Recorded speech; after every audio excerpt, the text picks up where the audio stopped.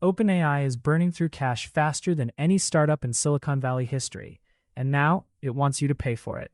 Welcome to TrendForge. Today we're breaking down the staggering financial reality behind the company that built ChatGPT and why Senator Elizabeth Warren is demanding answers. Let's start with the numbers. In 2024, OpenAI lost about $5 billion. In the first half of 2025, those losses jumped to $13.5 billion. By the end of 2025, leaked financial documents revealed the company's operating losses had surged to nearly $21 billion for the year. That is a 138% increase year over year, and it is not getting better. In the first quarter of 2026, OpenAI recorded $5.7 billion in revenue, but still posted an operating loss of nearly $7 billion in just 3 months. Annualized, that projects to roughly $28 billion in operating losses for 2026 alone. Now, you might be thinking, but their revenue is growing fast, right? And yes, it is. OpenAI's revenue surged roughly 250% year over year in 2025, reaching about $13 billion. By 2026, quarterly revenue hit $5.7 billion. But here's the problem. The costs are growing even faster. OpenAI has committed to spending nearly $1.4 trillion over the next 8 years through a complex web of partnerships with Microsoft, NVIDIA, Oracle, and CoreWeave. These are not small bets.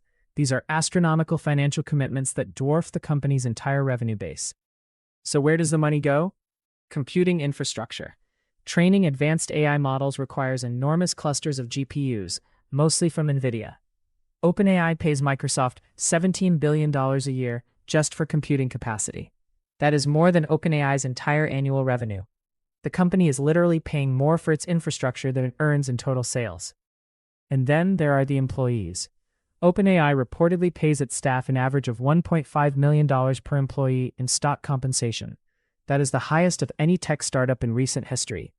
While the company loses billions, its employees are among the best paid in the world. This brings us to the bailout question. In late 2025, OpenAI's chief financial officer, Sarah Frier, publicly suggested that the federal government might need to provide what she called a backstop, essentially a loan guarantee, to help finance the massive infrastructure investments. She later walked back the comment, but the message was clear. OpenAI is laying the groundwork for taxpayer support. Senator Elizabeth Warren caught this immediately. She sent a letter directly to OpenAI CEO Sam Altman, demanding specifics about the company's spending commitments and its requests for government backing. Her words were blunt. She accused OpenAI of, quote, privatizing profits while seeking ways to let the public defray the costs of any potential failures of its business strategy, end quote. Warren also pointed out that OpenAI has been simultaneously asking for taxpayer support while paying employees more than any tech startup in recent history. The senator requested detailed answers by February 2026. But this story is bigger than one company. The entire AI industry is facing a potential reckoning. OpenAI and its rival Anthropic are reportedly considering a price war, lowering the cost of AI tokens to compete for market share. For companies already losing billions, cutting prices could be devastating.